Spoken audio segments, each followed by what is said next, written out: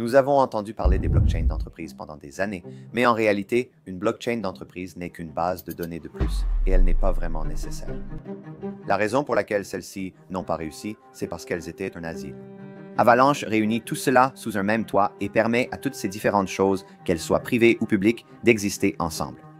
John Nass, directeur des opérations commerciales chez Avalabs, l'entreprise derrière la blockchain Avalanche.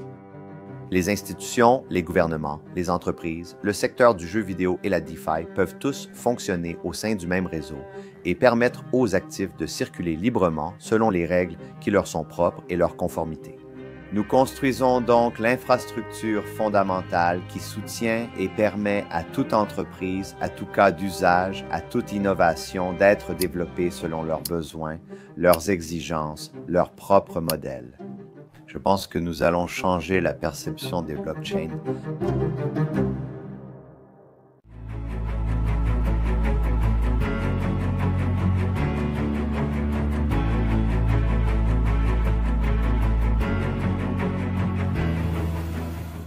Bonjour et bienvenue sur le Nichewire, l'émission podcast de YouTube.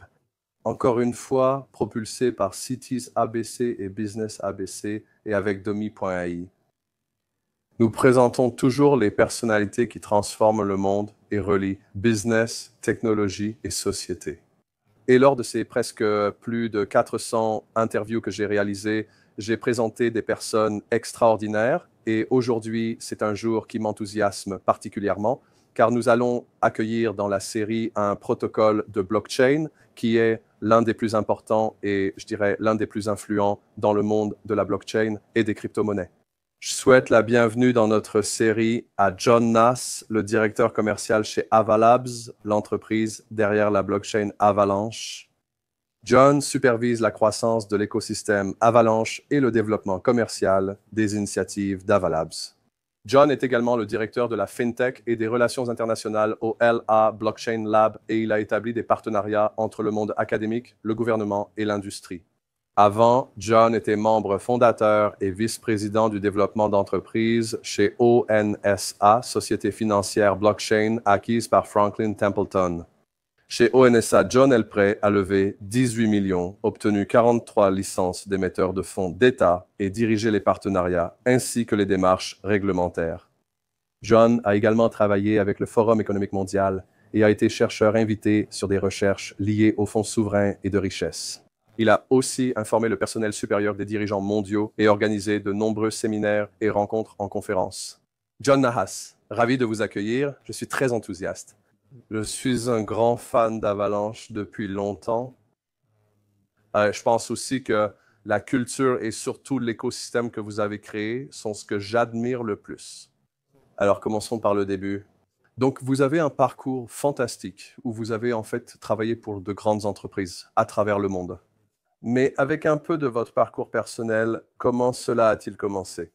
L'éducation familiale ou quel moment a marqué ce que nous sommes aujourd'hui? Merci de m'avoir invité. Je suis ravi d'être ici pour discuter avec vous aujourd'hui. Par où commencer? Je suis né, j'ai grandi et je viens de Los Angeles, contrairement à beaucoup de gens d'ici.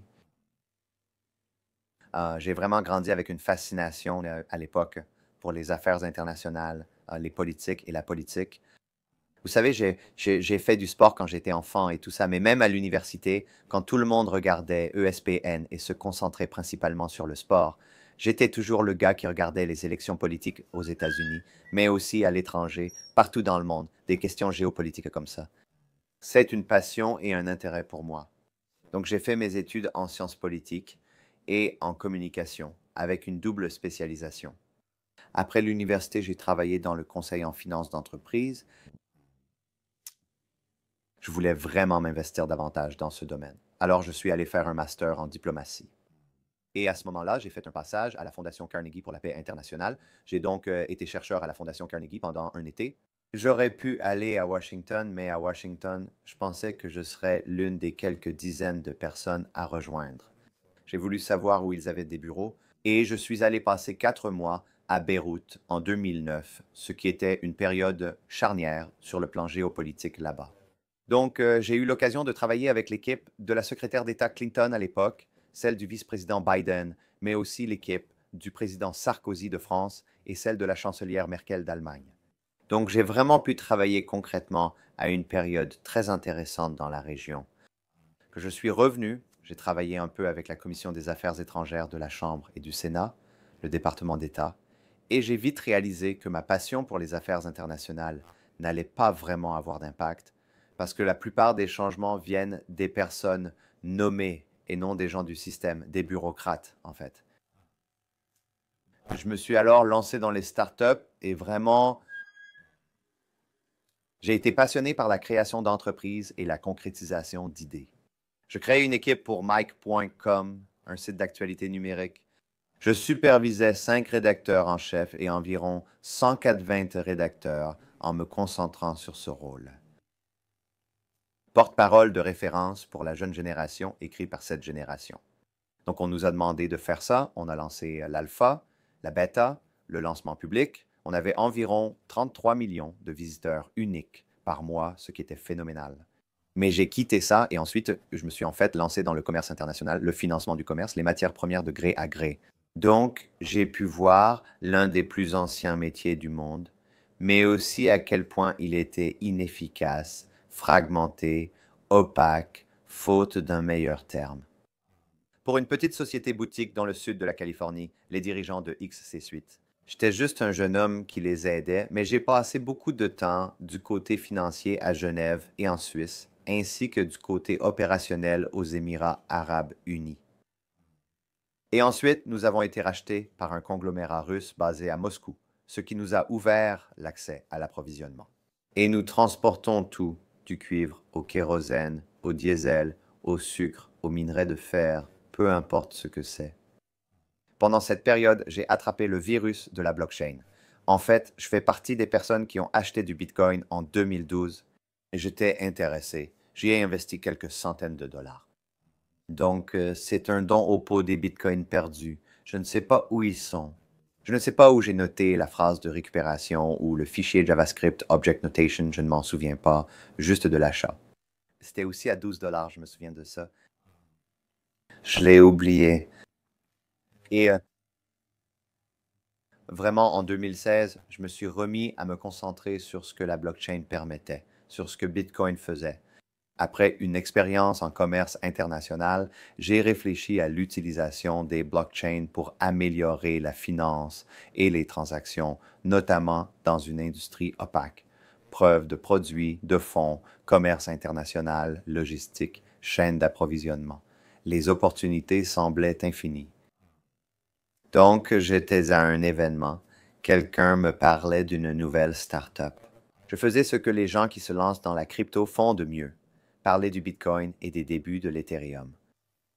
J'ai donc rejoint un monsieur qui avait une nouvelle start-up et nous avons créé une entreprise appelée Token Vault, dont le but était de permettre le transfert sans friction de tous les actifs numérisés. Donc, tu m'envoies 20 dollars, je reçois du Bitcoin, je t'envoie du Bitcoin, tu reçois des yens japonais. Nous numérisions et tokenisions des actifs variés, monnaie fiduciaire, matières premières, actions, crypto-monnaies, pour permettre leur échange entre eux. Nous étions en avance. Nous avons lancé une offre de jetons de sécurité en 2017, levé quelques millions, puis réalisé une autre levée de fonds.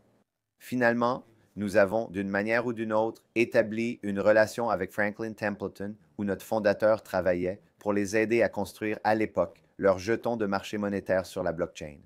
Nous les avons aidés à construire cela, puis Franklin nous a rachetés fin 2019. Début 2020, j'étais prêt à me consacrer à la crypto et à avancer. C'est une très grande organisation. Et nous étions une toute petite start-up, vraiment très petite, au sein d'un gestionnaire d'actifs de 800 milliards à l'époque, qui est passé à 1,6 billion un mois plus tard lorsqu'ils ont acquis Like Mason. Tu es tout simplement trop petit pour compter. Et la rapidité à laquelle une start-up doit opérer ainsi que l'innovation et la capacité à s'adapter n'existent pas dans les très grandes organisations. Il était donc temps de passer à autre chose. J'ai passé des entretiens dans plusieurs endroits et j'ai été présenté à l'équipe d'Eva Labs. En une semaine, on a échangé plusieurs fois et j'ai commencé. Ce fut l'expérience la plus rapide de ma vie. Et j'ai commencé le 10 septembre à peu près 2020. Ça fait 4 ans et demi. C'est fou. Pendant cette période, c'est vraiment au plus fort du COVID qu'on a vraiment commencé. Je n'ai rencontré personne avec qui je travaillais pendant au moins 9 mois, donc c'était une période étrange de la vie. C'est, je pense, un témoignage de la force de l'équipe et de notre réussite à décoller dès le début. Je vis dans le sud de la Californie. En dehors du travail, la crypto occupe tout le temps, 24 sur 24, 7 jours sur 7, avec des équipes internationales. J'adore passer du temps avec ma famille. Je suis marié, j'ai 3 enfants, 2 filles de 6 et 7 ans et un garçon qui a 1 an. Donc il a 1 an et il commence tout juste à marcher. Oui, on se prépare à ça. Ça va être excitant. Profil fantastique et aussi diversité parce que vous avez l'académique, le business traditionnel, la startup et bien sûr la blockchain. Pour revenir à votre histoire, comment avez-vous découvert le Bitcoin lors de votre premier achat en 2012? On m'a déjà posé cette question ce matin, alors que d'habitude, on ne me la demande jamais. C'est amusant que cela arrive 2 fois aujourd'hui. Il y avait un café, n'est-ce pas, où j'étais à Los Angeles, et ils avaient un pot à pourboire. Ils avaient un pot à pourboire avec un QR code indiquant Accepte le Bitcoin. Comme je l'ai dit, je ne suis pas accro au sport, mais à l'actualité. J'ai eu un profil Twitter pendant 6 ou 7 ans sans jamais rien tweeter. Je l'utilisais juste pour regrouper les actualités. Et ayant été étudiant en master, j'ai eu d'excellents professeurs qui m'ont appris l'importance de chercher l'information. Je lis toujours les 2 points de vue sur les affaires internationales. Je rassemble ces informations. Donc, je suis la technologie, je suis la politique, je suis le commerce, je suis la finance. Donc, je me souviens, vous savez, après 2008, la crise financière. Donc, c'était simplement sur mon radar dans mes actualités de voir apparaître le Bitcoin, vous savez, une nouvelle alternative. Et c'était largement tourné en dérision et tout ça. Mais vraiment, j'en avais entendu parler, je l'avais vu et j'avais lu à ce sujet. Mais quand j'ai vu la boîte à pourboire, quelque part, je suis rentré chez moi en me demandant comment l'acheter. Je m'en souviens. Je m'en souviens précisément parce que j'étais chez mes parents, assis à la table de la salle du petit déjeuner, et j'avais cet ordinateur portable HP qui à l'époque était vraiment très très grand. Je me souviens de l'avoir ouvert et je m'en souviens à cause de la frustration que j'ai ressentie face à la difficulté d'acheter du Bitcoin. J'ai dû aller chercher un papier. J'ai dû noter des choses. J'ai dû sauvegarder un fichier JavaScript Object Notation. Je ne me souviens pas de tous les détails. Je me souviens juste que c'était l'expérience la plus frustrante pour dépenser 100 ou 200 dollars que j'ai jamais eue. Je me disais, ça ne vaut même pas le coup, non? Et comment donner un pourboire à ce gars? Et c'était probablement même avant les applications mobiles et les portefeuilles mobiles, non? Donc c'est juste quelque chose d'intéressant et j'ai oublié ça. Et 80 ans plus tard, tu dirigerais l'une des plus grandes plateformes blockchain. Donc, pendant cette période, l'une des choses impressionnantes dans ton parcours, c'est sans doute ta contribution à la Massachusetts Institute of Technology Technology Review, où tu as participé à toutes les parties académiques. Tu as toujours voulu apprendre et t'informer. C'est stressant. Maintenant, et aussi, je pense que c'est l'un des points clés à propos d'Avalanche ou d'Avalab, c'est la façon dont vous avez cet écosystème incroyable avec beaucoup de propriétés intellectuelles et beaucoup de choses différentes. Donc, de cette expérience à arriver chez Eva, et tu l'as mentionné, les 8 premiers mois ou au moins les 6 premiers, un peu où tu en es maintenant dans ce poste. Et bien sûr, je veux que cette interview parle beaucoup de ce que vous êtes, de votre acide désoxyribonucléique. Je vois que c'est tributaire et aussi de ce Bitcoin qui était extrêmement difficile à acheter. Je me souviens que lorsque j'ai été approché pour la première fois au sujet du Bitcoin, on m'a dit, à l'époque où je travaillais dans la finance, on m'a dit que si j'en parlais ou mentionnais ça à la City de Londres, je serais expulsé et ne pourrais plus rien faire. Souvenez-vous de cela pour quelqu'un qui travaillait dans une grande banque et regardez où nous en sommes aujourd'hui. Donc, Avalanche. Donc toi, 2020, tu as commencé en 2019 et depuis, vous avez connu une croissance qui fait de vous l'un des 10 ou 20 meilleurs tokens au monde, mais aussi l'une des communautés les plus dynamiques. Donc, en partant de ce parcours personnel jusqu'à faire partie de tout ça, comment pourrais-tu décrire à notre audience et aux personnes qui nous écoutent ce que représente Avalanche pour toi, ton travail et cette communauté? Pour moi, Avalanche est une plateforme qui permet de distribuer la technologie blockchain dans n'importe quelle industrie, n'importe quelle entreprise, n'importe quel cas d'usage, n'importe quel actif et n'importe quelle innovation. Je pense que nous nous sommes démarqués en nous concentrant vraiment sur les cas d'usage et les solutions que les blockchains apportent. Je pense que bien souvent dans cette industrie, nous avons tendance à évaluer la force des projets un peu à travers un prisme imparfait. Et ce que je veux dire par là, c'est que bien souvent, on regarde la capitalisation boursière, mais la capitalisation d'un token ne reflète pas forcément l'utilité qu'il apporte, l'usage qu'il a, la qualité de la technologie, la qualité de l'équipe. Ce n'est pas comme une action qui est un indicateur prospectif de là où l'on pense qu'une entreprise va aller. Je ne pense pas que le token en soit encore là, l'aspect économique n'est pas aussi mature. Donc, il y a des déconnexions entre les écosystèmes, ce qui s'y passe et le prix du token. Ensuite, sir, je pense que là où nous nous différencions de beaucoup de ces écosystèmes, c'est que si on prend du recul et qu'on regarde, Bitcoin est une blockchain unique avec un seul actif. Solana, Ethereum, Polygon, etc. sont des blockchains uniques avec de nombreux actifs. Avalanche, c'est de nombreuses blockchains, de nombreux actifs, alors que le monde d'Ethereum doit maintenant évoluer en ajoutant la couche 2. Donc, il y a plus de chaînes. C'est une pyramide inversée. Donc, Ethereum est maintenant appelé une couche de règlement. Les L2 sont pour un usage général. Les L3 sont pour les applications. J'ai même entendu des rumeurs sur les L4. C'est une pyramide inversée. Les Solana, les Sui, les Aptos ou les concurrents sont une seule chaîne monolithique qui peut tout faire très rapidement et à moindre coût. Mais cela reste un seul tuyau et ce tuyau ne cesse de s'élargir. Je ne crois pas que le monde fonctionne de cette façon. Avalanche, je le vois comme un système d'autoroute. Nous avons notre propre chaîne qui est décentralisée, très peu coûteuse et très rapide, si ce n'est la plus rapide. Mais pour amener dans ce monde des cas d'utilisation qui exploitent cette technologie pour le bien et le progrès, que ce soit la finance décentralisée, l'institutionnel, l'entreprise, l'intelligence artificielle, les paiements, la tokenisation des actifs. Et la liste est interminable. On ne peut pas tout faire passer dans un seul tuyau. Votre banque n'utilise pas le même système que la PlayStation, qui n'utilise pas le même système que Netflix, etc. Il y a différents systèmes. Avalanche est donc une autoroute avec notre propre blockchain, mais avec des voies infiniment extensibles que vous pouvez ajouter. Certaines blockchains peuvent être permissionnées quant à qui peut les utiliser et privées, ce qui fonctionne avec les institutions et les gouvernements. D'autres sont permissionnées quant à qui peut les contrôler, mais ouvertes au public. Nous avons vu cela avec les entreprises et surtout avec le gaming. Elles veulent contrôler leur environnement, mais tout le monde peut l'utiliser. Et il y a les blockchains publiques et sans permission, c'est-à-dire l'innovation ouverte, comme on l'a vu traditionnellement dans la crypto, avec de nouvelles blockchains, de nouveaux cas d'utilisation et de nouvelles technologies.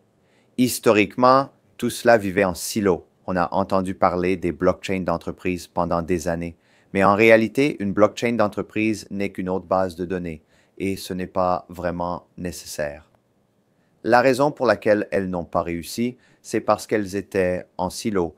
Elles ne pouvaient pas attirer l'innovation, la liquidité, les idées, etc. Et elles vivaient simplement de leur côté. Avalanche rassemble tout cela sous un même toit et permet à toutes ces choses différentes, du privé et du permissionné public et du public sans permission, de fonctionner au sein du même réseau et de permettre aux actifs de circuler librement selon les règles et la conformité de ces actifs et de vraiment permettre la libre circulation de la valeur, ce qui, à mon avis, est la promesse du Web3, souvent décrite de la même manière que l'Internet a permis la libre circulation de l'information. Nous construisons l'infrastructure fondamentale qui soutient et permet à toute entreprise, tout cas d'utilisation, toute innovation d'être construite selon ses besoins, ses exigences, son propre plan, alors que les blockchains existantes disent « Voici une solution, maintenant adaptez votre actif au-dessus du mien, construisez votre entreprise dans les paramètres que je vous donne, voici les limites dans lesquelles vous pouvez construire. » Nous voyons les choses à l'opposé. Comment vous donner la technologie dont vous avez besoin, personnalisable pour votre entreprise, votre cas d'utilisation, tout le reste. Je crois que nous allons changer la façon dont les blockchains sont perçus. On pourra en reparler dans une minute, mais c'est une perspective complètement différente. Aujourd'hui, on parle de blockchain de première, deuxième et troisième génération en termes de technologie. Oui, il y a eu d'énormes améliorations, mais nous n'avons pas vu cette adoption massive. Et je pense que c'est parce que nous sommes encore coincés dans un modèle économique de blockchain de première génération qui consiste à lancer une nouvelle blockchain à usage général, à tout y mettre, à voir ce qui fonctionne. Et leur vrai produit, c'est leur jeton. Ensuite, ils utilisent le jeton pour attirer des développeurs et des utilisateurs, et peut-être qu'ils s'y restent assez longtemps pour gagner juste assez d'argent, puis ils passent à autre chose, puis arrive la nouvelle blockchain qui est un peu plus rapide ou un peu moins chère, ou... C'est toujours la même couche fondamentale encore et encore. Nous ne voyons pas les choses de cette façon. Nous pensons qu'il doit y avoir beaucoup plus de blockchains, mais qu'elles doivent être conçues pour un usage précis, spécifique à une application, à une juridiction ou à la conformité, tout comme la prolifération des débuts d'Internet, et qu'elles doivent être interconnectées. C'est donc une façon différente de voir les choses. L'actif qui alimente cela, c'est le jeton AVAX, qui permet à n'importe qui de participer au réseau, de valider des transactions et des nœuds, de mettre en place ses propres nœuds et de valider d'autres nouvelles chaînes qui arrivent. C'est donc une économie et une communauté qui vraiment grandit. Donc, quand vous me demandez ce que je pense de notre communauté, ce ne sont pas seulement les personnes qui suivent le prix du jeton, ni celles qui s'intéressent à ce qui se passe dans cet espace. Ce sont les entreprises, les développeurs, les créateurs et toutes les personnes différentes qui s'engagent vraiment avec Avalanche de manière constructive. Donc, l'un des points forts, je dirais, de l'écosystème Avalanche, c'est que vous avez une grande variété, comme vous l'avez mentionné, non seulement en termes de flexibilité des blockchains, mais aussi de nombreux secteurs et actifs qui incluent les portefeuilles institutionnels, les entreprises, les échanges, le retail et la consommation, le gaming, la finance décentralisée et les applications crypto-natives. Et puis, il y a aussi le développement commercial d'Avalabs. J'aimerais approfondir certains de ces aspects, remettons cela dans son contexte, car j'aimerais approfondir ce sujet qui est vraiment impressionnant. Je pense que vous êtes probablement plus connu pour la DeFi. C'est l'un des premiers aspects qui vous a apporté une solide propriété intellectuelle, mais vous avez le cloud et bien d'autres éléments, donc un peu de contexte. Eh bien, laissez-moi séparer Avalabs et Avalanche. Je pense que c'est une distinction importante. Donc, je travaille pour Avalabs. Notre fondateur, le docteur Amen Gonsir, qui était auparavant professeur à Cornell, a fondé Avalabs. Avalabs a mis au point le protocole Avalanche et maintenant, le protocole Avalanche en tant que technologie open source est open source. Personne ne le possède, personne ne le contrôle. Les participants, la communauté, les validateurs du monde entier font fonctionner le réseau en validant la chaîne.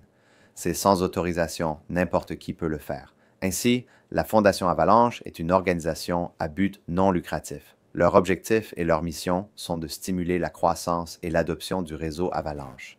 Avalabs, en tant qu'entité à but lucratif basée aux États-Unis, est un prestataire de services agréé pour la Fondation. Nous fournissons des services à la Fondation pour soutenir leur mission. Nous fournissons un support d'ingénierie de plateforme. Mon équipe et moi fournissons un support pour la croissance de l'écosystème. Nous fournissons un support marketing et bien d'autres choses. De plus, Avalabs a donc une branche de l'entreprise qui soutient la Fondation Avalanche et c'est à but non lucratif.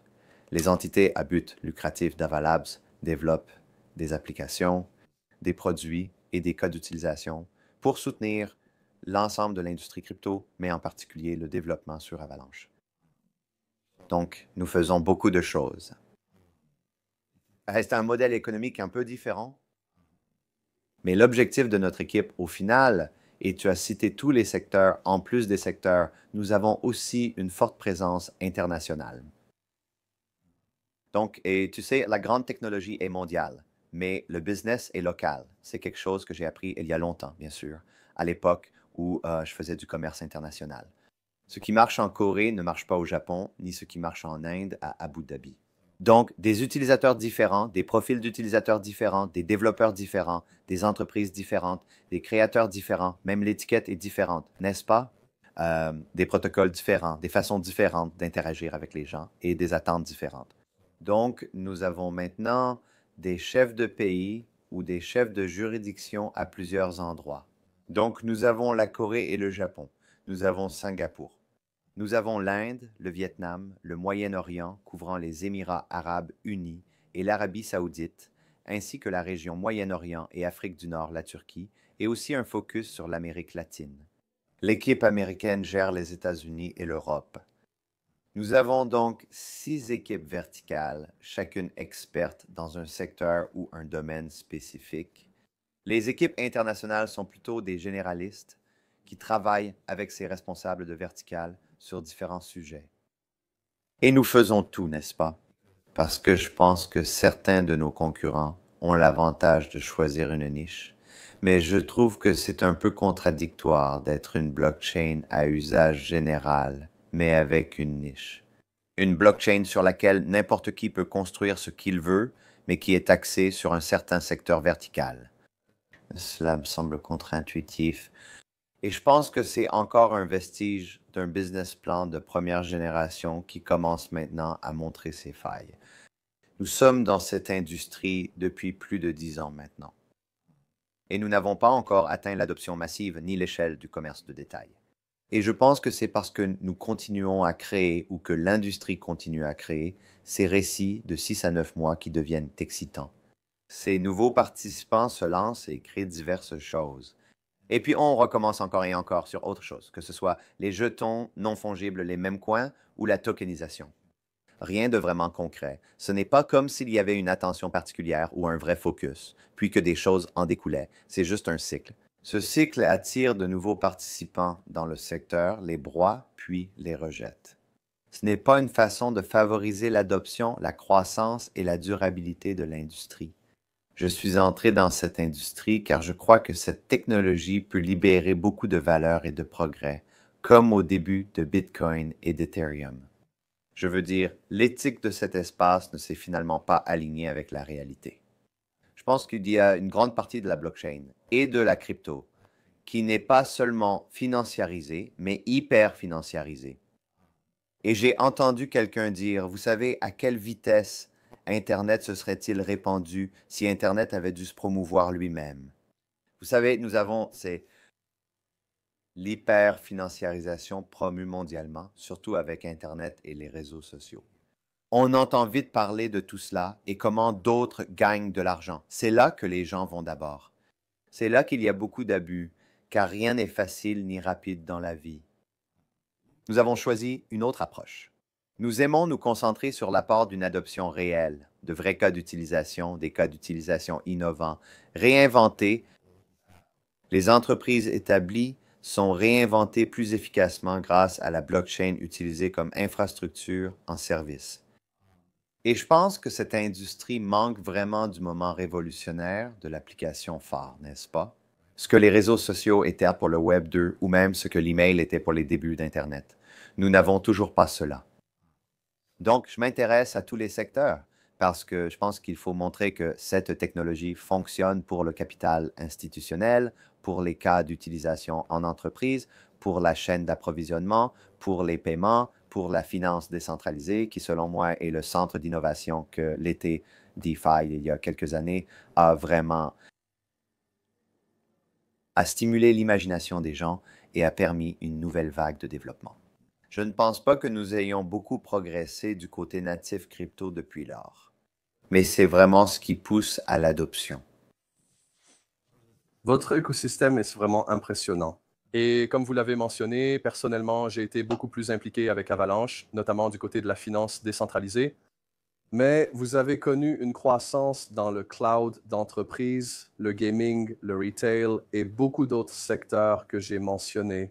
Avant ma prochaine question, dans quel secteur voyez-vous plus de maturité ou avez-vous des études de cas à présenter? Vous l'avez dit, la blockchain manque d'une application révolutionnaire. Et je pense qu'il y a un paradoxe, car en fait, des données récentes de Mastercard montrent que l'économie crypto représentera environ 11 000 milliards de dollars, soit 11% de l'économie mondiale. Si vous la considérez comme étant d'environ 100 000 milliards, donc vous en faites partie en tant que... Actuellement, l'écosystème représente plus de 20 milliards de dollars en jetons, mais vous développez aussi d'autres projets. Donc, en ce qui concerne le réseau et les secteurs, quels exemples vous viendraient immédiatement à l'esprit et que vous aimeriez mettre en avant? Donc, du côté des entreprises, en particulier en Asie, nous avons constaté beaucoup d'adoptions. SK Planet, l'une des principales branches technologiques du groupe SK, fait partie du deuxième plus grand groupe en Corée. Ils ont lancé OK Cashback, un programme national de fidélité et de récompense, sur leur blockchain UPTM en Corée du Sud. Nous avons collaboré avec eux sur ce sujet. Côté entreprise, l'activité est forte dans la billetterie jetons non fongible. TickSpace est une plateforme de billetterie jetons non fongible. Donc, la blockchain est utilisée en arrière-plan et les billets sont tous des jetons non fongibles. Ils permettent moins de fraude, moins d'abus, une meilleure traçabilité des billets, l'échange, etc. Donc, ils ont conclu des accords avec Pazo et Turquie, qui est comme le Ticketmaster de la Turquie. Les billets Sports Illustrated, autre système de billetterie jetons non fongibles, ont mené de nombreuses activations aux États-Unis. Ils approvisionneront le stade Sports Illustrated de New Jersey dès l'an prochain. Donc, tout le stade, un grand stade sportif aux États-Unis, fonctionnera entièrement avec des billets jetons non fongibles à partir de l'année prochaine. Les grandes ligues sportives, concerts, etc., les gens auront des jetons non fongibles dans leur portefeuille, consciemment ou non. Est-ce important? Nous leur offrons une meilleure expérience grâce à la technologie. Également, le jeu vidéo. Le jeu vidéo concerne à la fois les développeurs indépendants et les studios de jeux vidéo. Donc, juste la semaine dernière, MapleStory Universe, une propriété intellectuelle vieille de 23 ans avec 250 millions d'utilisateurs dans le monde, a été lancé sur Avalanche, leur propre blockchain. Nous avons collaboré avec Nexon, entreprise cotée, plus de 2 ans pour lancer ce projet sur le marché. Et ils ont eu plusieurs millions d'utilisateurs en quelques jours qui ont effectué des transactions, redonnant ainsi vie à cette propriété intellectuelle vieille de 23 ans ou poursuivant son existence avec le prochain chapitre de l'innovation numérique en intégrant des actifs numériques dans le jeu, en permettant aux développeurs de construire sur le jeu et d'élargir continuellement cette propriété intellectuelle. Je trouve cela passionnant. Du côté institutionnel, nous avons travaillé avec de nombreux partenaires. Nous avons tokenisé un fonds de KKR. Nous avons réalisé une tokenisation pour une société de capital risque, Parify, pour une partie de l'un de leurs fonds de capital risque. Nous avons aussi le token BIDL de BlackRock, un token de marché monétaire, et celui de Franklin Templeton.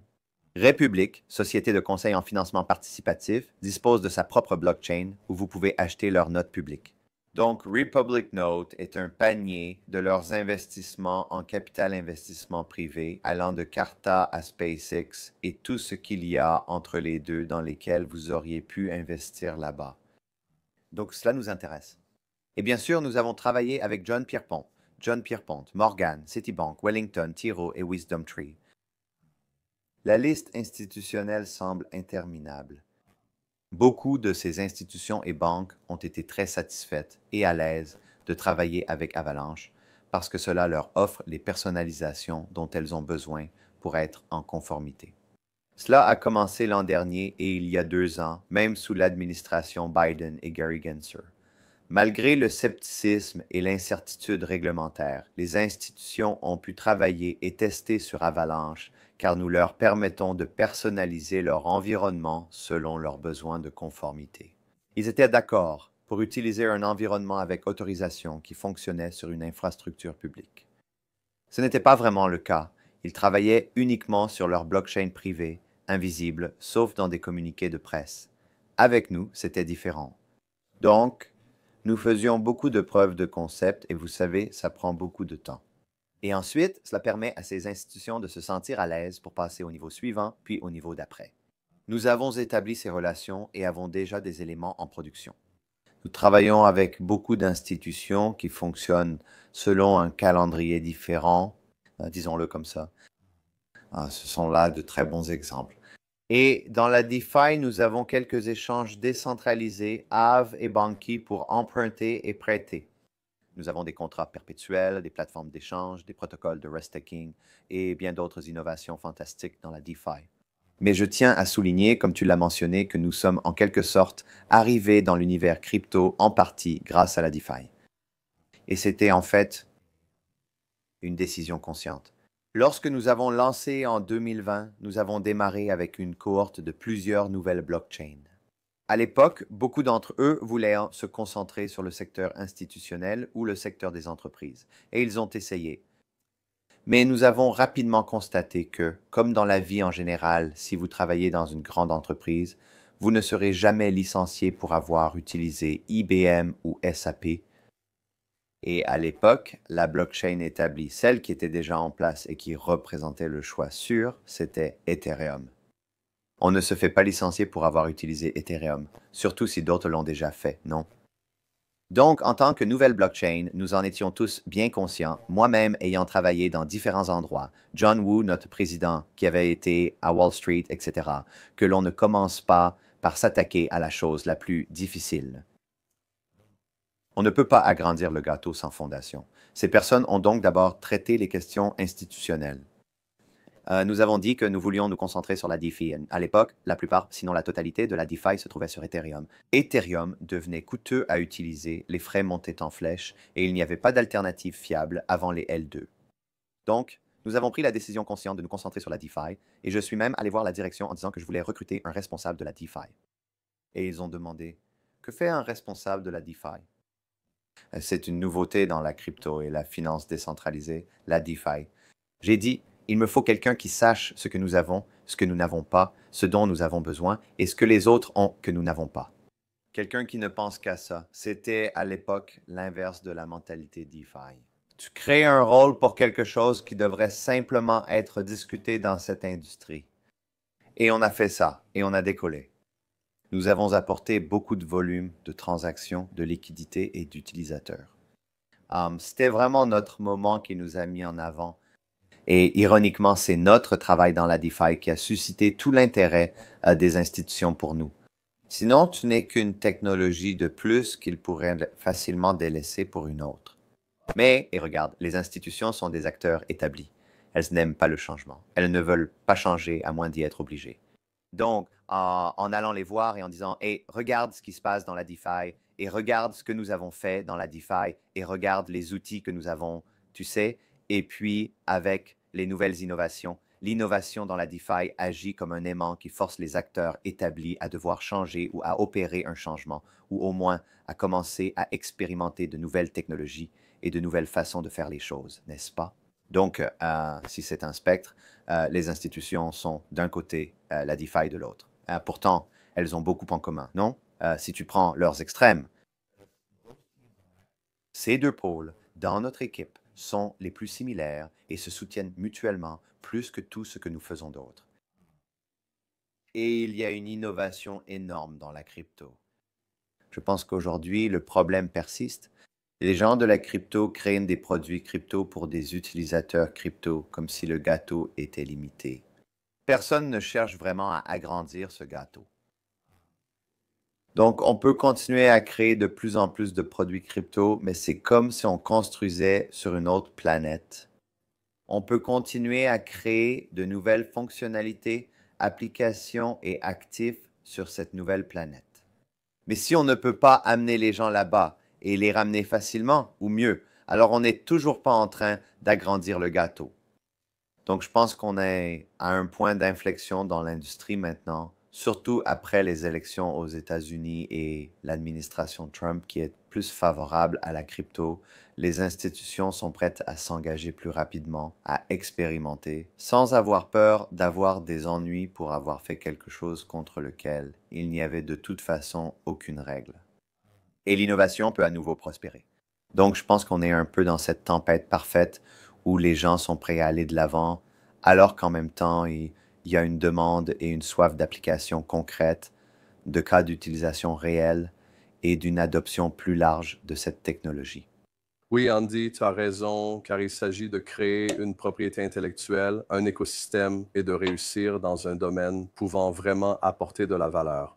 Parce que je pense que tout tourne autour de la valeur. Donc, je suis conscient de ton temps. Alors, j'ai 3 questions qui seront synthétiques. Donc, concernant la DeFi et la finance décentralisée, je voudrais approfondir, car comme tu l'as mentionné, c'était ton point de départ. Il a beaucoup influencé la blockchain à l'époque et continue encore aujourd'hui, mais j'ai remarqué un défi majeur dans l'économie mondiale, la division entre le monde occidental et le reste. Les États-Unis comptent 4% de la population mondiale. En Afrique ou en Asie, la finance décentralisée, DeFi, est souvent plus importante que tout le reste. Donc, j'aimerais simplement voir comment nous abordons l'idée de l'éducation financière. Je sais que tu tiens beaucoup à l'éducation, la littératie et l'inclusion financière, ce qui m'est aussi très cher. Je pense que le défi est de savoir comment nous éduquons, comme tu l'as mentionné. Il n'existe toujours pas de solution miracle issue de la blockchain, comme dans d'autres domaines technologiques respectés, surtout pour le grand public, hormis la spéculation crypto bien connue de tous. Alors, comment vois-tu cet aspect quand il s'agit de l'éducation financière en DeFi, de l'inclusion financière? La majorité de la population mondiale est très jeune et il y a le gaming. Je veux donc compliquer un peu la question. Finalement, 4,5 milliards de personnes jouent quotidiennement au jeu. Et ces personnes n'auront pas un emploi conventionnel avec l'intelligence artificielle et tout ce qui va avec. Mais nous n'avons toujours pas trouvé, et tu as mentionné certaines des solutions, par exemple, dans les studios de jeux vidéo. Comment pouvons-nous l'apporter? C'est une question provocatrice, mais très importante pour moi. Pouvons-nous apporter ces solutions de finances décentralisées pour les intégrer dans les activités quotidiennes? Et deuxièmement, et je vous félicite, vous avez mentionné BlackRock. Il y a seulement 2 jours, en fait, vous avez lancé, enfin, pas vous, mais BlackRock a lancé un fonds de trésorerie tokenisé de 3 milliards dans l'écosystème de la finance décentralisée pour la première fois. Le jeton du fonds S-Build a été émis par Securitized, soutenu par Build, intégré à Elder Finance et à la blockchain Avalanche. Vous êtes vraiment dans le courant dominant, surtout avec BlackRock. Comment voyez-vous le reste? Parce que je pense que c'est là que nous avons ce genre de pouvoir. Donc, je pense que notre travail consiste vraiment à promouvoir beaucoup de solutions innovantes qui changent la façon dont les choses se passent. Et c'est ce que je veux dire par adoption et tout le reste. Donc, pour répondre à votre remarque sur la DeFi, je pense que la DeFi va certainement se répandre et qu'elle va se répandre dans les endroits qui sont dans le besoin d'applications et d'outils financiers et qui en manquent. Donc, si on regarde simplement le développement mondial, n'est-ce pas? L'Organisation des Nations Unies publie ses rapports sur le développement mondial et tout ça. Et les pays qui ont besoin de développement sont généralement les premiers à adopter une nouvelle technologie, où c'est plus facile pour eux parce qu'il n'y a tout simplement pas d'acteurs en place, n'est-ce pas? Les foyers qu'aux États-Unis, en Amérique, ont tous eu des lignes fixes. Savez-vous combien de temps il a fallu pour que les gens aient des portables? Le taux d'adoption des téléphones portables en Afrique, en Amérique latine, en Asie de l'Est, a explosé parce que ces gens n'avaient pas de ligne téléphonique traditionnelle. Donc, ils n'ont pas eu à ajouter progressivement des téléphones portables. Ils sont simplement passés de pas de téléphone à des téléphones portables, n'est-ce pas? C'est un point. Deuxièmement, en Afrique, où il y avait un grand fossé dans le secteur bancaire, les banques communautaires locales ne sont pas présentes partout, contrairement au monde occidental. C'est pareil en Asie. La banque mobile est le premier service bancaire compris par les gens, n'est-ce pas? Quand une nouvelle technologie arrive, si vous n'avez pas connu la précédente, vous pouvez simplement l'adopter dès le début et passer à autre chose. Vous n'avez pas besoin de désapprendre ou de changer, n'est-ce pas? Il suffit d'adopter et c'est tout. Je pense que la finance décentralisée fait cela. Et la façon dont elle le fait est maintenant le problème que nous avons en tant qu'industrie, et je l'ai déjà dit, cela pourrait être controversé. Je crois que la crypto, bien qu'elle soit présentée comme une nouvelle technologie censée démocratiser la finance et l'accès pour tous, fait en réalité l'inverse. Je pense que nous avons un problème d'élitisme dans cette industrie. Nous aimons nos phrases de récupération, nos portefeuilles mobiles et notre jargon, n'est-ce pas? Nos mots spécialisés. Et on aime regarder les gens et dire « Ah, tu ne sais pas utiliser un portefeuille non custodial?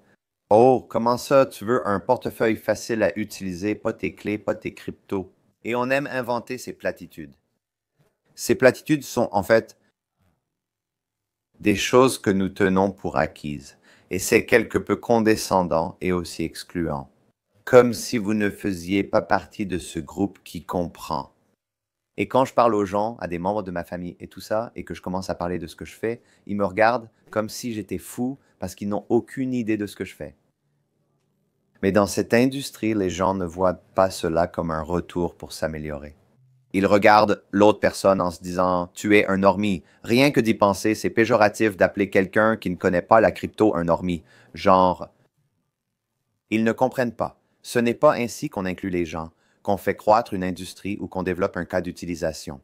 Donc, pour revenir à ton point, si les gens en Afrique, en Asie de l'Est et en Amérique latine qui n'ont pas accès aux services bancaires ou un accès limité, ou si tu es au Liban, en Argentine ou au Venezuela avec l'hyperinflation et que tu perds la valeur de ton argent chaque jour, comment créer un système où tu as, et ça rejoint l'éthique originelle de la crypto, l'accès à ton propre argent. Oublie ce portefeuille non custodial, toutes ces complexités qu'on crée juste pour le principe, tu vois. On aime se sentir supérieur en disant aux autres qu'ils ne comprennent pas le futur. La DeFi peut rester en arrière-plan, tu vois.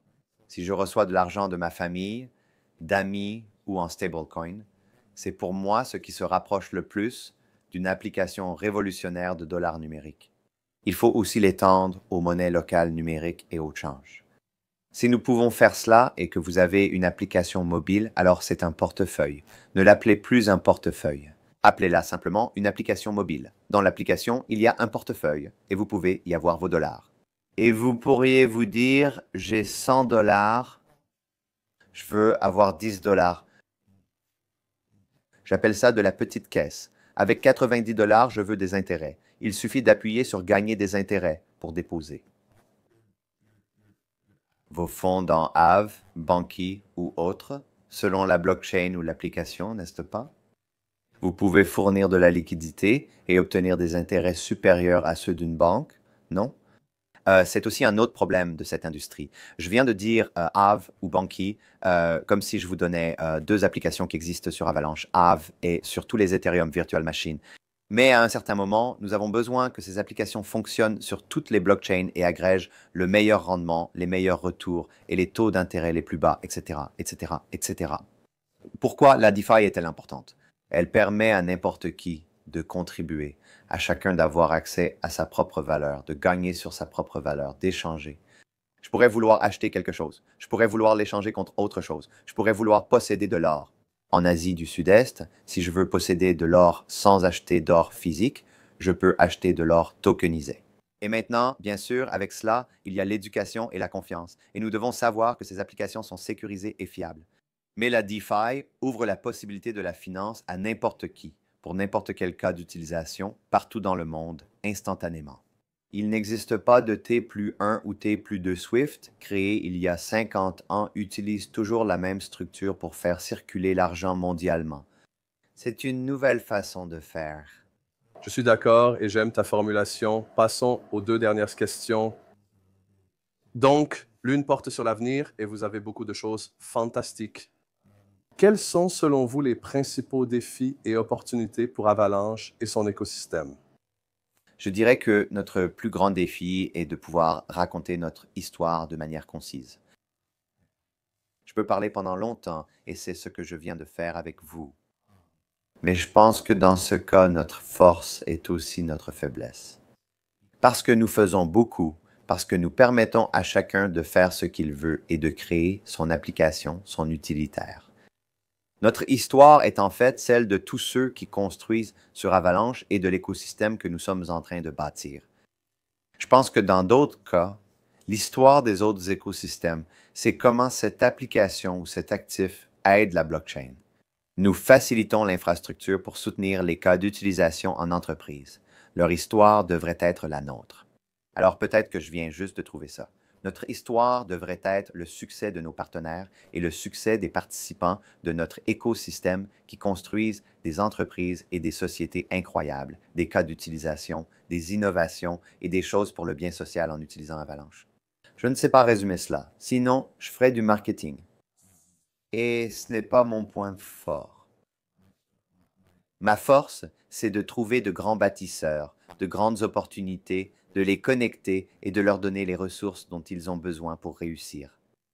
C'est fantastique. La dernière, c'est une grosse question, mais je dois la poser. Comme tu l'as mentionné, il y a la crypto, il y a la blockchain, il y a le Web3 et maintenant il y a l'intelligence artificielle. L'intelligence artificielle est déjà, selon moi, la plus grande source de bouleversement de l'histoire humaine, qu'on l'accepte ou non. Mais l'intelligence artificielle a besoin de la blockchain, elle a besoin de la crypto. Il y a beaucoup de puissance parce qu'au final, la crypto est faite de machines et l'intelligence artificielle est faite de machines. Alors, comment voyez-vous cette convergence entre les deux et qu'est-ce que vous faites à ce sujet?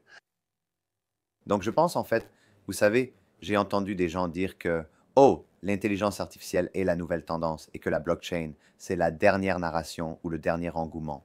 Je ne pense même pas que la blockchain soit vraiment arrivée. Elle est restée en périphérie. Je pense que l'intelligence artificielle en est au stade initial de la blockchain, où chacun croit qu'elle résoudra tout. Je pense que la blockchain avait besoin de l'intelligence artificielle, et je pense que l'intelligence artificielle a toujours eu besoin des blockchains. Et je pense que les deux vont de pair. La raison en est que le Web 2 a succédé au Web 1. Chris Dixon a écrit le livre Lire, écrire, posséder. Le Web en permettait seulement de lire. Le Web 2 d'écrire, le Web 3 de posséder. Je pense que le Web 2 a permis la libre circulation de l'information, ce qui est génial. Le Web 3 devrait permettre la libre circulation de la valeur. Et la valeur, selon notre définition, c'est tout ce qui peut être numérisé, transféré, échangé ou possédé. Cela signifie que votre identité, vos données et dossiers, voire votre attention, pourront un jour être tokenisés et numérisés. Vous pouvez vendre votre attention, ce qui est en fait ce que vous faites lorsque vous regardez des publicités, n'est-ce pas?